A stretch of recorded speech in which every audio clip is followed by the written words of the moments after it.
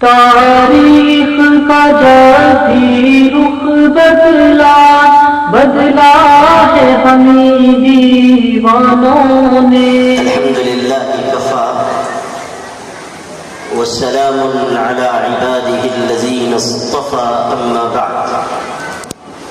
اعوذ باللہ من الشیطان الرجیم. بسم اللہ الرحمن الرحیم. وعلمك ما لم تكن تعلم وكان فضل الله عليك عظيما. وقال النبي صلى الله عليه وسلم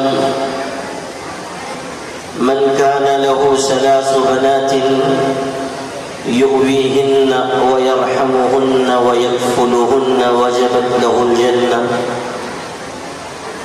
قيل له يا رسول الله لو كانت 2 فقال عليه الصلاة والسلام لو كانت 2. فرأى بعض القوم أنه لو قيل له لو 1 لقال 1 أو كما قال عليه الصلاة والسلام. حضرات علماء کرام، اساتین علم و فضل، علاقے کی معزز شخصیات، دارالعلوم محمدیہ کے ابناء قدیم، آپ تمام عزیز بھائیوں، بزرگوں، ماں اور بہنوں، ہم سب کے لیے یہ موقع خوشی اور مسرت کا ہے، فرحت اور انبساط کا ہے کہ ہم لوگ لڑکیوں کی عصری تعلیم گاہ کے افتتاح کے موقع پر اور اس کام کے لیے قائم کی جانے والی عمارتوں کے آغاز کے موقع پر جمع ہیں. کام چھوٹا ہو یا بڑا، اللہ کی توفیق سے ہوتا ہے. میری طلب بھی کسی کے کرم کا صدقہ ہے. یہ قدم اٹھتے نہیں، اٹھائے جاتے ہیں. اللہ جب توفیق دیتا ہے تب لوگ اللہ کی دی ہوئی توفیق کے نتیجے میں آگے بڑھتے ہیں اور چھوٹی جگہوں سے بھی بڑے کام انجام پاتے ہیں.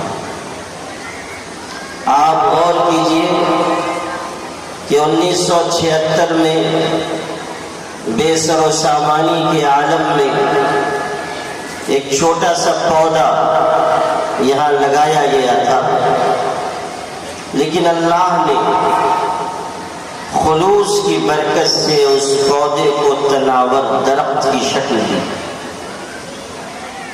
اور حضرت مولانا مظہر الحق صاحب دامت برکاتہم کی جانفشانی، ان کی محنت، ان کے رفقائے کار کی جد و جہد سے یہ ادارہ پھیلا، بڑھا اور بڑھتا چلا جا رہا ہے. ابھی جب وہ بڑے درد سے اپنے یہاں کے فارغین، اپنے شاگردوں اور اس ادارے کے فضلاء اور یہاں کے علماء کا استقبال کر رہے تھے اور ان کے لیے محبت بھرے الفاظ کہہ رہے تھے اور یہ بھی بتا رہے تھے کہ یہاں کے پڑھے ہوئے علماء نہ صرف اس ریاست میں بلکہ ملک کے مختلف حصوں میں کام کر رہے ہیں، تو مجھے کسی کا یہ شعر یاد آ رہا تھا کہ ہم نے سوکھی ہوئی شاخوں پہ لہو چھڑکا تھا، پھول اگر اب بھی نہ کھلتے تو قیامت کرتے. اور یہ بھی کہ کی محبت تو سیاست کا چلن چھوڑ دیا، کی محبت تو سیاست کا چلن چھوڑ دیا، ہم اگر پیار نہ کرتے تو حکومت کرتے. میرے بھائیوں، مدارس اسلامیہ کے ذریعے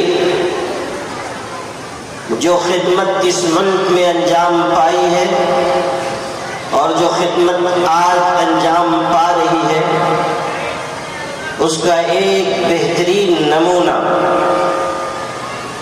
آج کا یہ اجلاس، یہ افتتاحی تقریب بھی ہے۔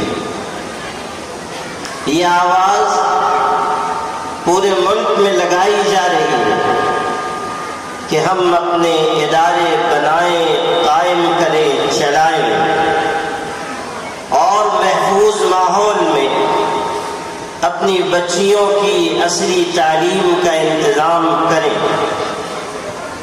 لیکن دیکھ لیجئے کہ اتنی بڑی ملت میں اس تحریک و تجویز پر جو عمل مدارس کے خادم، مدارس کے علماء، مدارس سے پڑھے ہوئے لوگ کر رہے ہیں، دوسرا کوئی طبقہ نہیں کر رہا۔ یہ بھی مدرسے کی خدمت کا ایک رخ ہے کہ جب جیسے حالات ہوتے ہیں، مدرسہ اس قسم کے حالات میں ایک چراغ روشن کرتا ہے اور ملت اس سے روشنی حاصل کرتی ہے۔ آج ہمارے کچھ مسلمان بھائی بھی کبھی کبھی دبی زبان میں، کبھی کھلی زبان میں کہنے لگتے ہیں کہ مدارس کا دائرہ بہت چھوٹا ہے، یا یہ کہ مدارس سمٹے ہوئے ہیں، محدود ماحول میں کام کر رہے ہیں، یا یہ کہ مدارس نے ملت کو کیا دیا۔ آپ یقین مانیے کہ اس کا بہت واضح جواب یہ ہے کہ مدارس اسلامیہ نے اس ملک کے مسلمانوں کو اپنے دین و ایمان پر جینے کا حوصلہ بخشا ہے اور یہ جذبہ دیا کہ چاہے فضائیں ناخوشگوار ہوں، چاہے حالات ہمارے خلاف ہوں، چاہے حکومتیں ہمارے املاک کو تباہ کریں، ہماری جانوں کو تباہ کریں، ہماری اولاد کو قربانی کے بھیٹ چڑھا دیں، لیکن یہ جذبہ اس ملت کے دل میں آج بھی زندہ اور تابندہ ہے کہ ہمارا جینا اور مرنا اللہ کے دین پر ہے۔ اسلام پر ہم جئیں گے، اسلام پر ہم مریں گے۔ یہ جو ہمارے عام مسلمان اس مجمع میں ہیں وہ سمجھیں کہ بسا اوقات سوشل میڈیا پر لوگ لکھتے ہیں فلاں تنظیم غیر مسلموں کی قائم ہوئی، اس نے یہ کیا، یہ کیا، یہ کیا، یہ کیا۔ ہمارے مدرسوں نے کیا کیا؟ ہماری ملی جماعتوں نے کیا کیا؟ یہ تو آج کل سوشل میڈیا نکل گیا ہے، اس کی کچھ اور برکت ہوئی ہو یا نہ ہوئی ہو، ایک برکت ضرور ہوئی ہے کہ ہر راہ چلتا ہوا مسلمان مفکر اسلام بن گیا۔ پہلے بہت ڈھونڈے سے کوئی مفکر اسلام ملتا تھا، لیکن اب جو پتھر ہٹائیے اس کے نیچے سے 1 درجن مفکر اسلام نکل آتے ہیں۔ اور اگر صاحبزادے نے تھوڑا کچھ پڑھ لکھ لیا تو سمجھتے ہیں کہ ہم تو شیخ الاسلام ابن تیمیہ ہو گئے۔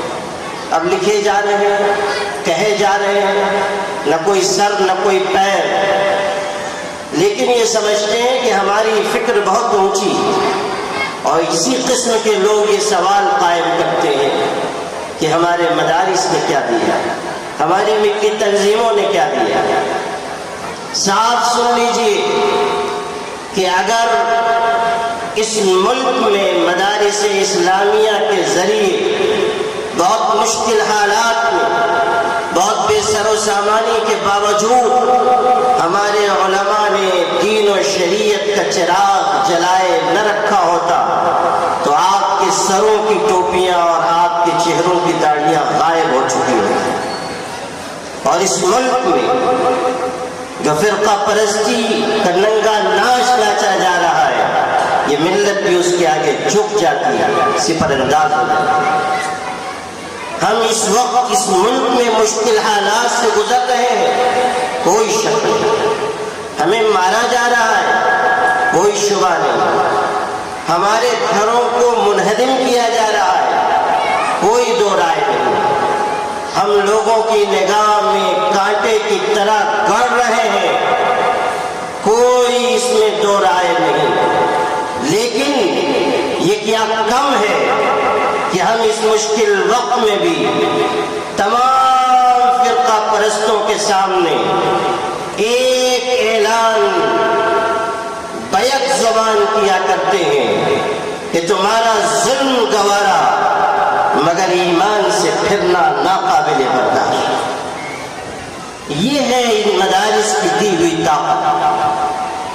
آپ دیکھیے، سعودی عرب مرکز اسلام کہلاتا رہا، لیکن آج ہمارے ملک کے فرقہ پرست لوگ وہاں سے ایک بہت بڑے عالم کو ہمارے ملک میں بلاتے ہیں، اور وہ آ رہا ہے اور بت قدوں میں جا رہا ہے، اور اس کے بعد یہ کہتا ہے کہ اس ملک کے مسلمانوں کو معتدل اسلام اختیار کرنا چاہیے۔ مشورہ ہے، معتدل اسلام اختیار کیجیے۔ آپ نے کبھی سنا کہ اس کفرستان میں کسی بڑے عالم نے کبھی اپنی زبان سے یہ کہا ہو کہ ہم معتدل اسلام کی دعوت دے رہے ہیں؟ ہم آج بھی یہ کہہ رہے ہیں کہ اگر تم سعودی عرب سے بھی آئے ہو، مرکز اسلام سے بھی آئے ہو اور معتدل اسلام کی بات کرتے ہو تو صاف سن لو، اسلام ایک تھا، ایک ہے اور ایک رہے گا۔ کوئی تقسیم اسلام میں نہیں کی جا سکتی کہ یہ معتدل اسلام ہے اور یہ متشدد اسلام ہے۔ قرآن کا اعلان ہے، ان الدین عند اللہ الاسلام، دین اللہ کی نگاہ میں بس اسلام ہے۔ اللہ کے دین پر جینا اور مرنا یہی کامیابی کی ضمانت۔ ہم نے اکثر مسترد کر دیا کہ آپ کی بات قابل قبول نہیں، آپ اپنے ملک میں یہ بات کیجیے، ہم یہاں کمزور صحیح لیکن اسلام کو ہم کمزور نہیں ہونے دیں گے، ہم اپنے دین کو کمزور نہیں ہونے دیں گے، ہم اپنی جانوں کی قیمت پر اپنے دین کی حفاظت کریں گے۔ یونیفارم سول کوڈ کی بات اس ملک میں لائی گئی، آپ نے دیکھا مدرسے کے پڑھے لکھے لوگوں نے ہی اس یونیفارم سول کوڈ کی تجویز کا کس طرح مقابلہ کیا۔ گورنمنٹ چاہتی تھی کہ ایک تماشا ملک میں کھڑا کر دیا جائے، 2024 کا الیکشن سیدھا کیا جائے، مگر آل انڈیا مسلم پرسنل لا بورڈ نے، اس کے علماء نے، اس کے قائدین نے غور و فکر کے بعد ایک راستہ بنایا کہ نہیں، ہم اس راستے پر نہیں جائیں گے جو گورنمنٹ چاہتی ہے۔ یونیفارم سول کوڈ کی ہم مخالفت کریں گے، طاقت سے کریں گے، صاف صاف کریں گے، لیکن سڑکوں پر نہیں اتریں گے۔ ہم اس ایجنڈے کو پورا نہیں ہونے دیں گے جو برسر اقتدار طبقے کا ہے۔ تحریک چلی، خاموشی سے چلی، اور اللہ کا کرم ہے کہ مسلم پرسنل لا بورڈ کی تحریک پر ملک کے دوسرے طبقوں نے، ٹرائبلز نے، S C S T O B C نے، سکھوں نے، کرسچنز نے اور ادروائز دوسرے طبقات نے یونیفارم سول کوڈ کے خلاف آواز لگائی۔ مسلمان فرنٹ پر نہیں آیا، یہ فرنٹ پر آئے۔ نتیجہ اس کا یہ ہوا کہ حکومت کو سجدہ سو کرنا پڑا، اور سجدہ سو بھی ایسا کہ ڈبل سجدہ سو کر رہی ہے، اس لیے کہ وہ جو منی پور میں ہوا ہے اس پر تو ان کی نماز ہی نہیں پوری ہو رہی ہے بیچاروں کا، اسی میں وہ مشغول ہو گئے، اور اس طرح گر گئے کہ سمجھ میں نہیں آ رہا ہے کہ دائیں جائیں کہ بائیں جائیں۔ مجھے تو شبہ ہو رہا ہے کہ کہیں مولانا مظہر الحق کے پاس تعویذ دکھانے کے لیے نہ آ جائے، کہ آج کل بہت مشکل حالات ہیں، آپ بھی کچھ ہمارے لیے تدبیر بتائیے یا کوئی تعویذ عنایت فرمائیے۔ یہ صورتحال ہے۔ یونیفارم سول کوڈ جب لانے کی بات کی گئی تو آواز لگائی گئی کہ ہم مسلمان عورتوں کو انصاف دلانا چاہتے ہیں۔ بہت زور زور سے لوگ کہہ رہے تھے ہم انصاف دلانا چاہتے ہیں، لیکن بازی اس طرح پلٹ گئی کہ منی پور میں جو درندگی کا سلوک کیا گیا، دو عورتوں کو برہنہ کر کے گھمایا گیا، درندوں کی طرح ان کے جسم نوچے گئے، ایک کے بھائی بھائی کو، ایک کے باپ کو قتل کر دیا گیا، اور بیان موجود ہے اخبارات میں، عورتیں کہہ رہی ہیں لڑکیاں کہ ہم کو خود پولیس والوں نے اس بھیڑ کے حوالے کیا۔ یہ اس ملک کا چہرہ ہے، یہ اس ملک کی انتظامیہ کا داغدار چہرہ ہے۔ غور کیجیے کہ جب یہ صورتحال سامنے آئی تو اب خود حکومت پر سوال ہے کہ آپ ان دو عورتوں کو تو ذرا انصاف دلا دیجیے۔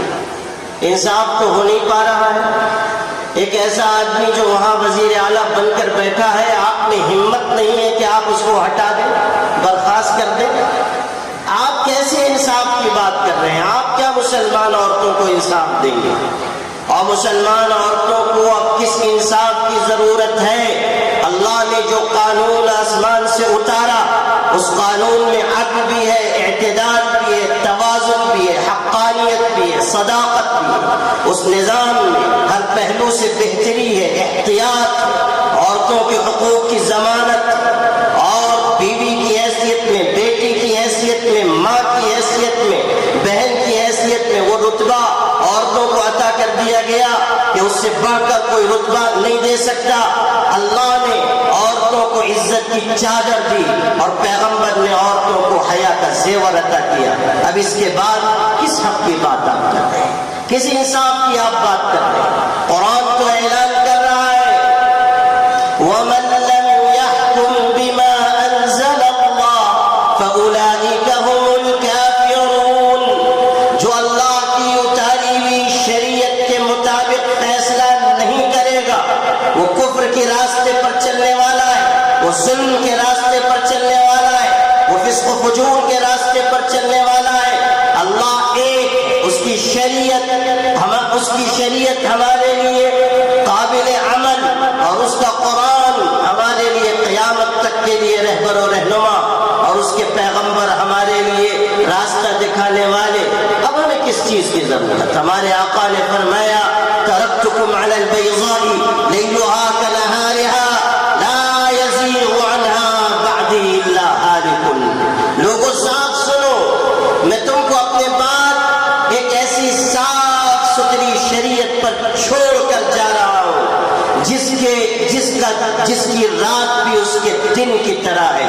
یعنی اس شریعت میں کوئی اندھیرا نہیں، اس شریعت میں کوئی نقص نہیں، اس شریعت میں کوئی زوال نہیں، اس شریعت میں کہیں کوئی کمی نہیں، اس شریعت میں کہیں اضافے کی کوئی گنجائش نہیں۔ وہ اللہ کی اتاری ہوئی شریعت ہے جو ہر ترمیم و تنسیخ سے مبرہ ہے۔ اسی لیے ارشاد ہوا وَمَا كَانَ لِمُؤْمِنٍ وَلَا مُؤْمِنَةٍ إِذَا قَضَى اللَّهُ وَرَسُولُهُ أَمْرًا أَن يَكُونَ لَهُمُ الْخِيَرَةُ مِنْ أَمْرِهِمْ۔ کسی مسلمان مرد و عورت کے لیے اس بات کی گنجائش نہیں ہے کہ اللہ اس کے رسول کے فیصلے کے بعد وہ کسی اور راستے پر چلے، کوئی گنجائش نہیں۔ اللہ کا فیصلہ آخری فیصلہ۔ میرے بھائیوں، میری پیاری بہنوں، اس ملک میں مختلف قسم کے تماشے کھڑے کیے جا رہے ہیں۔ ہمارے لیے ضروری ہے کہ ہم انہی تماشوں کے بیچ اپنے لیے راستہ پیدا کریں، اور کوئی مشکل نہیں، کوئی گھبرانے کی بات نہیں، کسی مایوسی کی بات نہیں، کسی ڈر اور خوف کی بات نہیں، کسی بزدلی اور کم ہمتی کے لیے کوئی گنجائش نہیں۔ ہمارے لیے اللہ تعالیٰ کی طرف سے یہ فیصلہ کیا گیا ہے اگر تم جیو گے ایمان کے ساتھ تب بھی کامیاب، اور اگر تم ایمان کے ساتھ جان دے دو گے تب بھی تم شہید کہلاؤ گے۔ تمہارے لیے کوئی ڈر اور خوف کی بات نہیں ہے۔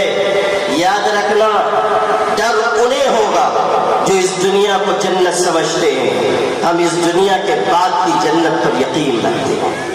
ہمارا یقین و ایمان ہے کہ اللہ تعالیٰ کے حضور میں ہمارے لیے نعمتیں اور برکتیں، شہادت ہے مطلوب و مقصود مومن، نمال غنیمت نہ کشور کشائی، یہ غازی یہ تیرے پراسرار بندے جنہیں تو نے بخشا ہے ذوق خدائی، دنیم ان کی ٹھوکر سے صحرا و دریا، پہاڑ ان کی ہیبت سے سمٹ کر ہرائی۔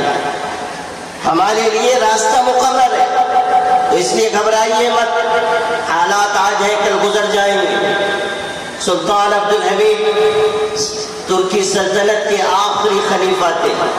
جب وہ ہر طرف سے پریشان ہو گئے، اپنوں نے بے وفائی کی، غیروں نے ان کے خلاف سازشیں کی، ہر طرف سے وہ گھر گئے، تو صہیونیوں کے نمائندے نے ان سے کہا تھا کہ سلطان آپ ضد چھوڑ دیں، ہمارے مطالبات مان لیں، آپ چاروں طرف سے گر چکے ہیں، آپ کی سلطنت گر چکی ہے، آپ کی حالت ایسی ہے جو 32 دانتوں میں گری ہوئی زبان کی ہوتی ہے، اس لیے آپ ضد چھوڑ دیجیے. اس غیرت مند بادشاہ نے کیسا خوبصورت جواب دیا تھا.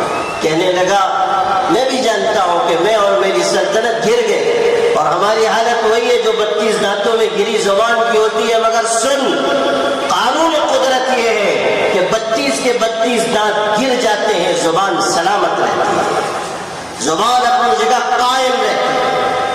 اللہ کا دین قائم رہنے کے لیے ہے. اس ملت کو اس ملک کی تقدیر سے اللہ نے جوڑ دیا ہے. کس مائی کے لال میں یہ دم ہے کہ ہم کو مٹا سکے یا ہم کو جھکا سکے. یریدون لیطفئوا نور اللہ بافواہہم واللہ متم نورہ ولو کرہ الکافرون. ارشاد ہوا کہ اللہ اپنے نور ایمان کو پورا کر کے رہے گا چاہے کافروں کو کتنے ہی ناگوار کیوں نہ ہو. اس لیے میرے بھائیوں، اپنے اداروں کی حفاظت کرو، اپنے مدارس کی قدر کرو، ان مشکل حالات میں جینے کا ہنر سیکھو، اپنے اندر قوت بازو پیدا کرو، اللہ پر توکل اور اعتماد کی دولت کے ساتھ آگے بڑھو، اور اپنے ادارے محفوظ محتاط ماحول کے ساتھ، ایسے ادارے جہاں ہماری بچیاں پڑھیں، تعلیم حاصل کریں، تربیت پائیں، ہنر سیکھیں، ان کے دل میں اللہ کی خشیت آئے، ان کی آنکھوں میں حیا آئے، ان کے کردار میں پاکیزگی آئے، ایسے ادارے قائم کیے جائیں. یہ جو ادارہ یہاں عصری تعلیم کا قائم ہو رہا ہے یہ بہت خوش آئند اقدام ہے. اور سمجھ لیجئے کہ تعلیم کے ذریعے ہی ہم اپنی اولاد کو آگے بڑھا سکتے ہیں، ہم اپنے معاشرے کو آگے بڑھا سکتے ہیں، ہم اپنے سماج کو آگے بڑھا سکتے ہیں، ہم اپنی نوجوان نسل کو آگے بڑھا سکتے ہیں. یہ جو فتنے ابھر کر آ رہے ہیں، بہت سارے فتنوں میں ہماری نئی نسل اس لیے گر رہی ہے کہ وہ جاہل یا غریب یا رسم و رواج کی زنجیروں میں جکڑی ہوئی. اس لیے تعلیم کا عام کرنا اور دینی ماحول کے ساتھ عصری تعلیم دلانا، صرف یہ نہیں کہ آپ اسکول بنا دیں اور کالج بنا دیں، نہیں، آپ دین کو پہلے نمبر پر رکھیں، آپ ان کو تربیت دیں، آپ ان کے اندر اخلاق پیدا کریں. صاف سن لیجئے، چاہے مدرسہ ہو، چاہے اسکول ہو، چاہے کالج ہو، عصری تعلیم ہو، دینی تعلیم ہو، سب کا مقصد صرف ایک ہے، اور وہ یہ کہ ہمارا اللہ راضی ہو جائے اور ہماری زندگی کا مقصد پورا ہو. ہم اسکول اس لیے نہیں قائم کر رہے ہیں کہ ہم کمانے والی اولادیں پیدا کریں، ہم کالج اس لیے نہیں بنانا چاہتے ہیں کہ ایسے لوگ پیدا ہو جائیں جو مختلف جگہوں پر جائیں اور مال و زر حاصل کریں اور منصب دار بن کر بیٹھ جائیں. یہ مقصد نہیں. مقصد یہ ہے کہ تعلیم کے ذریعے اللہ کو پہچانیں، تعلیم کے ذریعے اللہ کی محبت و معرفت حاصل کریں، برائیوں سے بچیں، گناہوں کے دلدل سے اپنے آپ کو بچائیں، نافرمانی اور سرکشی سے بچائیں. ہماری بچیاں تربیت پا کر بہترین بیویاں بنیں، بہترین مائیں بنیں، ان کے اندر اچھے اخلاق آئیں، ان کے اندر اچھا کردار آئے، ان کے اندر اللہ تعالیٰ کی رضا حاصل کرنے کا جذبہ آئے. ابھی ہمارے حضرت مولانا عبد الجبار مظاہری صاحب نے مختصر مگر پر اثر تقریر فرمائی اور اس میں زبیدہ، ملکہ زبیدہ کا ذکر کیا، اور یہ کالج بھی زبیدہ نام سے منسوب ہے. انہوں نے نہر زبیدہ بنوائی. اس زمانے میں جب حجاج جاتے تھے تو پیاس کی شدت کی وجہ سے راستے میں ہلاک ہو جاتے تھے. سینکڑوں ہزاروں لوگ پیاس کی شدت کی وجہ سے جان دے دیتے تھے.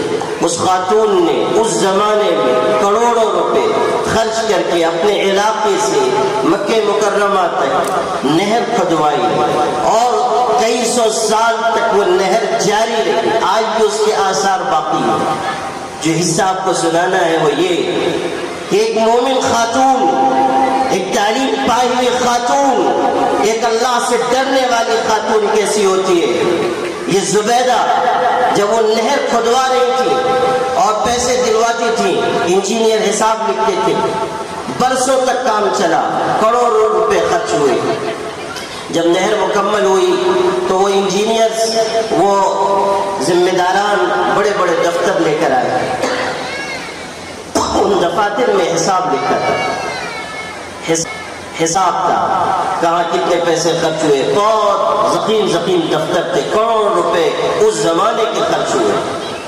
جب وہ لے کر آئے، زبیدہ نے پوچھا ملکہ نے کیا لائے ہو؟ انہوں نے کہا حساب دکھانے کے لیے لائے ہیں، نہر مکمل ہو چکی ہے. اس خاتون نے کیسا خوبصورت اور ایمانی جواب دیا، فرمایا ترکنا الحساب لیوم الحساب، ہم نے حساب کو حساب والے دن کے لیے چھوڑ دیا. ہم نے یہ کام اللہ کی رضا کے لیے کیا ہے. کروڑوں خرچ ہوئے ہو یا اربوں، ہماری نگاہ اللہ کی رضا پر ہے. قل ان صلاتي ونسكي ومحياي ومماتي لله رب العالمين لا شريك له وبذلك أمر وأنا أول المسلمين. یہ ہے جینے اور مرنے کا مقصد کہ ہمارا جینا بھی اللہ کی رضا کے لیے، ہمارا مرنا بھی اللہ کی رضا کے لیے. زندگی کا ہر حصہ اللہ کی رضا کے لیے. اور یہیں سے یہ نقطہ بھی سمجھ لیجئے کہ اگر ہم مدرسہ چلائیں اپنی شہرت کے لیے، ادارے قائم کریں اپنی ناموری کے لیے، اگر ہم لوگوں کو پڑھائیں تاکہ ہماری جے جے کار ہو، ہم لوگوں کو کے سامنے واضح و نصیحت کریں تاکہ لوگ ہم کو نذرانے پیش کریں، ہمارے ہاتھ چومیں، تو سمجھ لیجئے کہ یہ کر کے ہم اپنی جنت نہیں بنا رہے ہیں، اپنے لیے جہنم کا راستہ ہموار کر رہے ہیں. وہ عمل اللہ کے ہاں کیسے قبول ہوگا جس میں غیر اللہ کی آمیزش ہو، غیر اللہ کی نیت شامل ہو؟ وہ عمل کیسے قبول ہوگا؟ حدیث پاک میں ان اللہ طیب لا يقبل الا طیبا، اللہ پاک صرف پاکیزہ عمل کو قبول کرتا ہے. جس عمل میں ملاوٹ ہو اللہ اس عمل کو قبول نہیں کرتا. خرچ کرنے والے خرچ کریں تاکہ اللہ راضی ہو، پڑھانے والے پڑھائیں تاکہ اللہ راضی ہو، اسکول قائم کرنے والے اسکول قائم کریں تاکہ اللہ راضی ہو، کالج چلانے والے کالج چلائیں تاکہ ملت اسلامیہ مستحکم ہو اور اسی راستے سے مجھ کو اللہ کی بنائی ہوئی جنت مل جائے. ایک مقصد بس. اور راہ میں جو بھی دشواری آئے اسے اللہ کی مرضی سمجھ کر قبول کریں.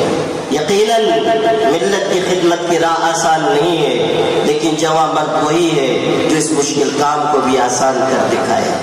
ہمارے پیر و مرشد حضرت مولانا سید محمد ولی صاحب رحمانی، جنہوں نے اس ملک میں دینی تعلیم کا بھی ایک زبردست مرکز قائم کیا، ملت اسلامیہ کی قیادت اور عصری علوم میں بھی IIT کا کنسپٹ مسلمانوں کو دیا اور اس کے لیے رحمانی کوچنگ سینٹر قائم کیا اور عصری تعلیمی اداروں کا ایک جال بچھایا، جنہوں نے ملت اسلامیہ کی ہمہ جہتی رہنمائی فرمائی.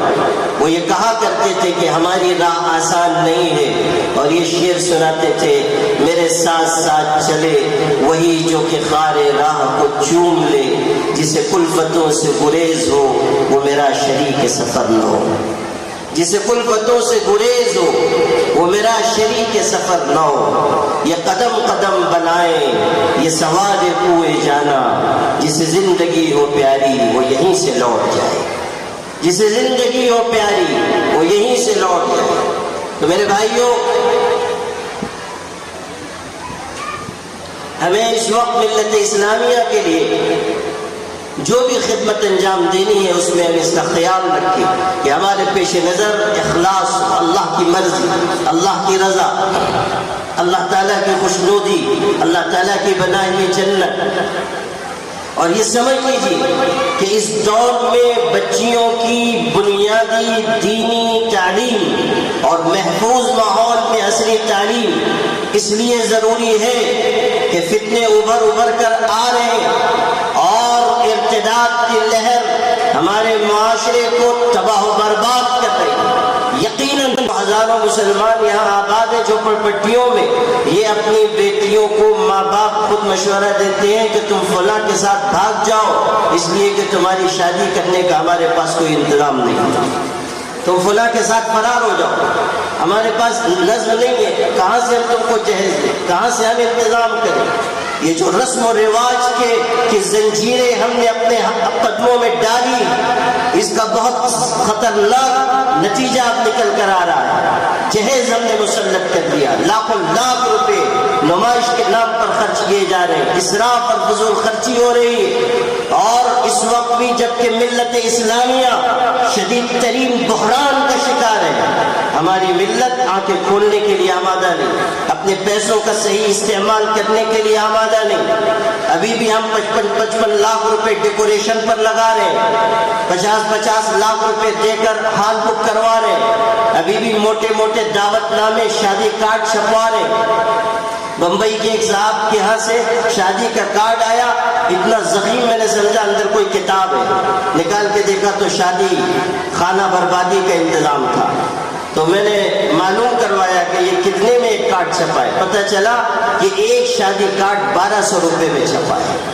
یہ ہماری ملت اسلامیہ کی صورتحال ہے اسی ملک کے مسلمانوں کا۔ قرآن تو کہہ رہا ہے لا تبذر تبذیرا، فضول خرچی نہ کرو، اور ہم فضول خرچی، رسم و رواج، اور اس کا نتیجہ یہ نکل رہا ہے کہ ہماری بچیاں جا رہی ہیں۔ یہ جو ہماری ذہنیت ہے، ہماری مزاجی کیفیت ہے، اس سے نقصان ہو رہا ہے۔ اسی ارتداد کے موضوع پر کئی سال پہلے پونا میں ایک بڑے اجلاس کو میں نے خطاب کیا، تو پونا کالج کے ایک پروفیسر مجھ سے ملنے کے لیے آئے، انہوں نے کہا کہ میں آپ کو ایک دردناک واقعہ سنانا چاہتا ہوں۔ انہوں نے بتایا مجھے کہ میرے پاس پڑھنے والی ایک بچی بہت ذہین، بہت اعلیٰ اخلاق کی اور بہت ہی شریف، وہ پڑھ کر یہاں سے ڈگری لے کر گئی، اور چند مہینوں کے بعد میں نے سنا کہ اس نے کسی غیر مسلم سے شادی کی۔ میرے تو پیروں تلے سے زمین نکل گئی کہ اتنے اچھے اخلاق کی لڑکی تھی، اتنی بہترین تعلیم یافتہ، اور زمانے طالب علمی میں کبھی کوئی داغ نہیں، کوئی دھبا نہیں، بہت اونچے کریکٹر کی بچی تھی۔ میں نے اس کو فون کیا اور کہا بیٹی تو نے یہ کیا کیا، تو نے ہم سب کی ناک کٹوا دی۔ تو اس نے جو جواب دیا وہ انہوں نے مجھ سے نقل کیا اور میں آپ کو سناتا ہوں۔ اس نے کہا کہ آپ جانتے ہیں کہ میں اچھی تعلیم یافتہ ہوں، آپ خود کہہ رہے ہیں میرا کردار اچھا ہے، اخلاق اچھے ہیں، میں نے شرافت کی، حیا کی زندگی گزاری، لیکن جب میں پڑھ کر فارغ ہوئی اور اب رشتے کی تلاش شروع ہوئی تو ایک گھر سے لوگ آئے، ناشتہ کر کے کھا پی کر گئے، دوسرے گھر سے، تیسرے گھر سے، تعلیم اچھی اور ملازمت کی بھی گنجائش اور اعلیٰ اخلاق، دین میں بھی ممتاز، شرافت میں بھی آگے، خاندان بھی ہمارا شریف، لیکن صرف اس وجہ سے کہ میں شکل و صورت کے اعتبار سے زیادہ اچھی نہیں ہوں، مجھ کو 22 گھرانے کے لوگوں نے ٹھکرایا۔ جب میرا سماج مجھ کو اپنے اندر پناہ دینے کے لیے تیار نہیں ہے تو میں نے دوسرے سماج میں پناہ ڈھونڈی۔ یہ انہوں نے اس کا جملہ نکلا۔ آپ اس جملے کا درد سمجھیے اور خیال کیجیے کہ جو ہماری مزاجی کیفیات، جو ہمارے سماج میں پھیلے ہوئے نظریات اور احساسات، یہ جو ہمارے جوانوں کی بہت اونچی خواہشات اور ان کے تخیلات ہیں، اس کا نقصان کس درجے کا ظاہر ہو رہا ہے۔ یہ جو ارتداد کی لہر ہمارے گھروں کے دروازوں پہ دستک دے رہی ہے، اس پر اگر ہم نے بند نہ باندھا اور وقت رہتے ہوئے اگر ہم نے اس کو نہ روکا تو سمجھ لیجئے کہ ہم جس زمین پر کھڑے ہوئے ہیں وہ زمین ہمارے قدموں کے نیچے سے کھینچ لی جائے۔ ہمیں اس کا حکمت کے ساتھ اور پوری دانائی کے ساتھ مقابلہ کرنا چاہیے۔ ہمارے علماء یہاں بڑی تعداد میں ان سے کہتا ہوں کہ آپ صرف مسجدوں تک، مدرسوں تک، خانقاہوں تک محدود نہ رہیے، دیکھیے کہ ملت کو کس چیز کی ضرورت ہے۔ آپ کے سروں پر اگر وراثت نبوت کا تاج سجایا گیا ہے تو آپ کی یہ ذمہ داری ہے کہ آپ پوری ملت کی ہمہ جہت رہنمائی کی فکر کریں اور آپ میدان عمل میں آئیں اور آپ اس بکھرتی اور ٹوٹتی امت کو حوصلہ بخشیں، انتشار کو مٹائیں، اتحاد کو فروغ دیں، ارتداد کے اس لہر کا مقابلہ کریں، ذہنی ارتداد، فکری ارتداد، عملی ارتداد۔ ہم آواز بلند کریں، اپنے نوجوانوں کو بتائیں کہ اللہ نے دین کی شکل میں کیسا خوبصورت تحفہ عطا فرمایا، اللہ نے کیسی پاکیزہ شریعت ہمیں عطا فرمائی، احکامات شریعت کی حکمتیں ہم اپنے عزیزوں کو، جوانوں کو، جگر کے ٹکڑوں کو بتائیں۔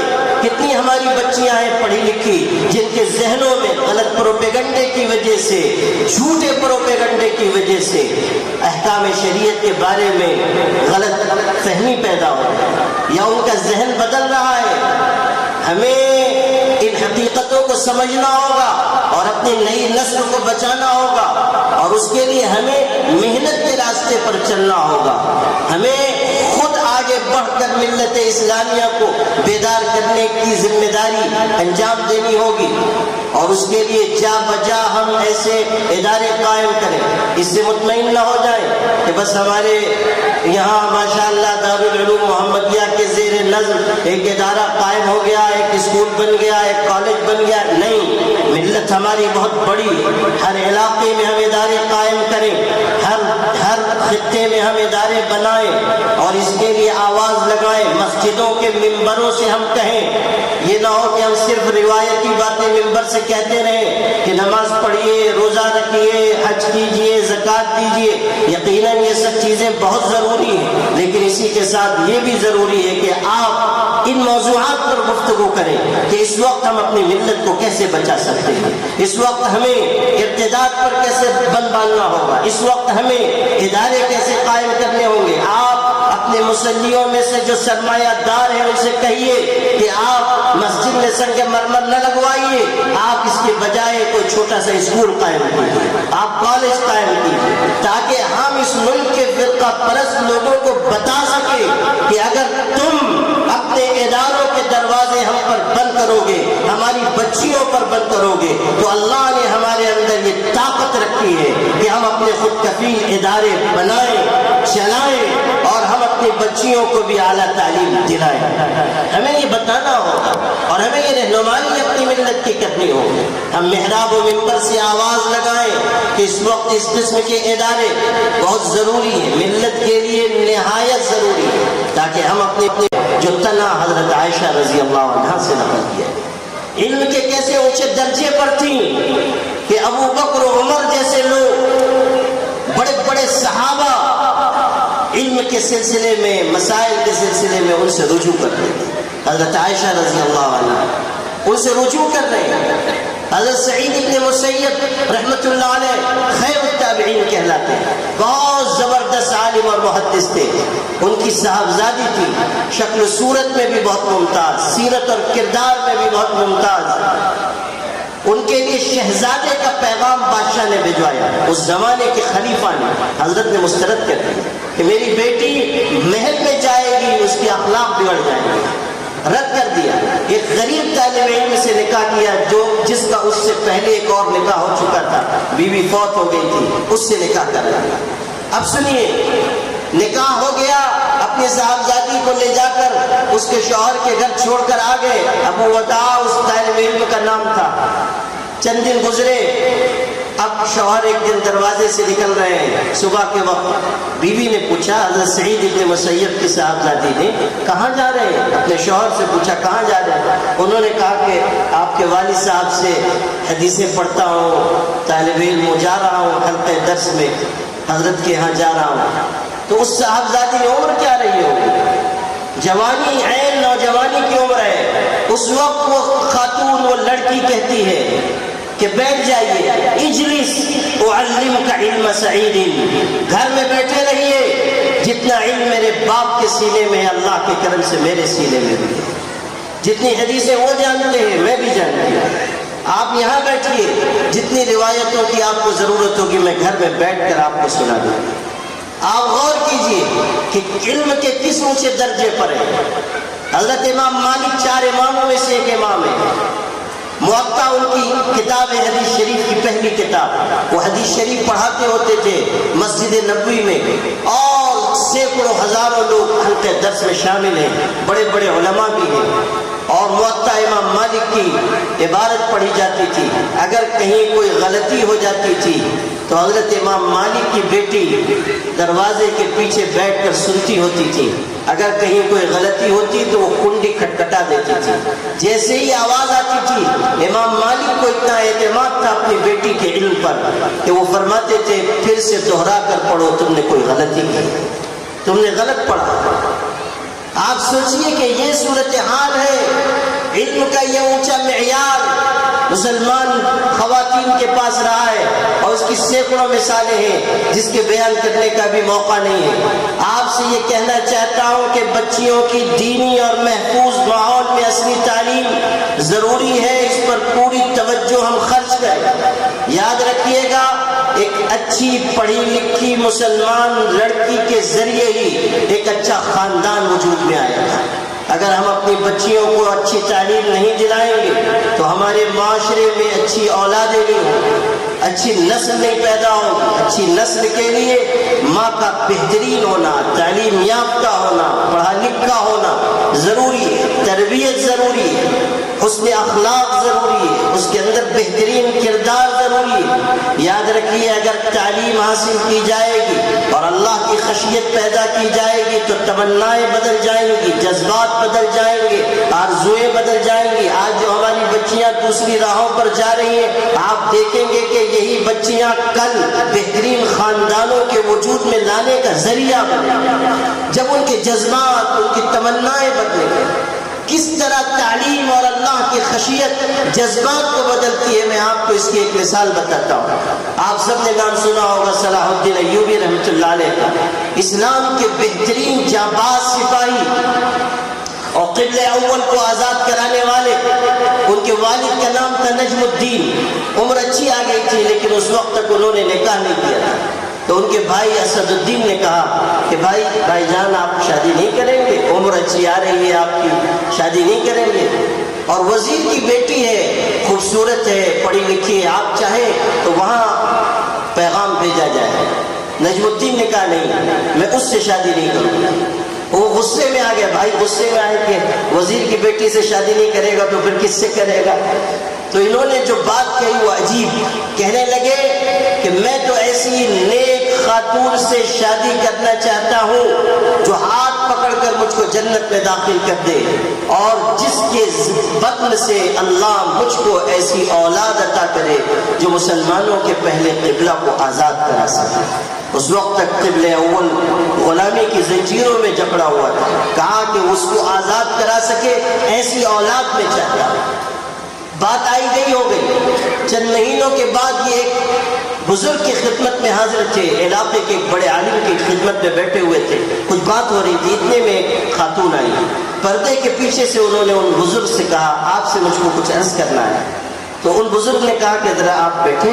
نجم الدین سے کہا آپ ذرا رکیں، میں ان کی بات سنوں۔ اس لڑکی کی بات سننے لگے، آواز ان تک بھی آ رہی ہے۔ اس لڑکی نے پس پردہ کہا کہ حضرت آپ نے میرے لیے ایک رشتہ بھیجا تھا، لڑکا شکل و صورت میں اچھا ہے، تعلیم میں اچھا ہے، مگر دینداری کا جو معیار میں چاہتی ہوں اس پر وہ کھرا نہیں اترتا، اس لیے میں معافی چاہتی ہوں، رشتہ نہیں کر سکتی۔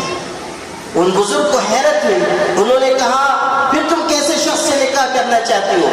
اس لڑکی نے کہا جذبات دیکھی، تمنا دیکھی، آرزو دیکھی، اللہ کی خشیت اور اس کی رضا کا کمال دیکھی۔ وہ لڑکی کہنے لگی، عین جوانی کی عمر میں کہہ رہی ہے کہ میں تو ایسے نیک مرد سے شادی کرنا چاہتی ہوں جو مجھ کو ہاتھ پکڑ کر جنت میں داخل کر دے، اور جس کے ذریعے اللہ مجھ کو ایسی اولاد دے جو مسلمانوں کے پہلے قبلہ کو غلامی سے آزادی دلا سکے۔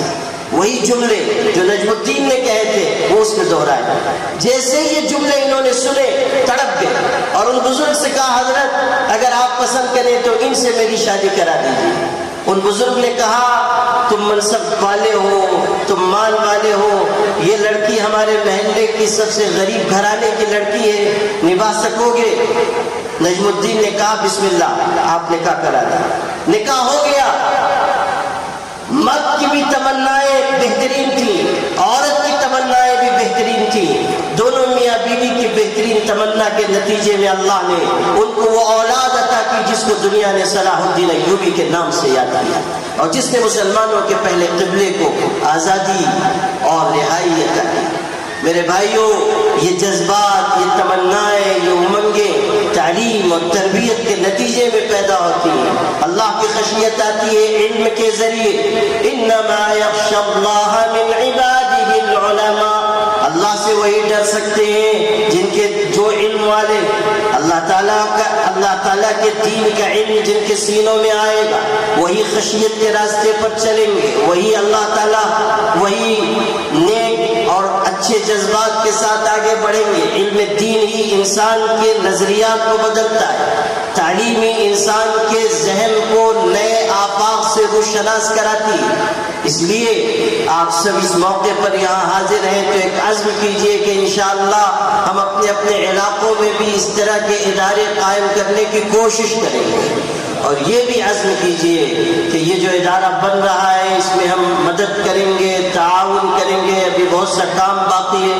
ہمارے حاجی ابراہیم سیٹھ صاحب کو اللہ تعالیٰ اعلیٰ علیین میں جگہ دے، عمر نو عطا فرمائے، اور پھر اللہ تعالیٰ حسن خاتمہ کی دولت دے، جزائے خیر عطا فرمائے کہ انہوں نے اصرار کر کے ایک اچھے ادارے کی بنیاد یہاں رکھوائی، اپنا مال خرچ کیا، ان کے صاحبزادگان کو میں مبارکباد۔ یہ نعمت اللہ تعالیٰ کم لوگوں کو دیتا ہے کہ دولت بھی ہو اور دل بھی ہو، دولت بھی ملے اور دل بھی ہو، ورنہ بہت سو کے پاس دولت تو بہت ہوتی ہے مگر دل چڑیا کے برابر ہوتا ہے، بہت چھوٹے دل کے، تنگ دل ہوتے ہیں، کنجوس۔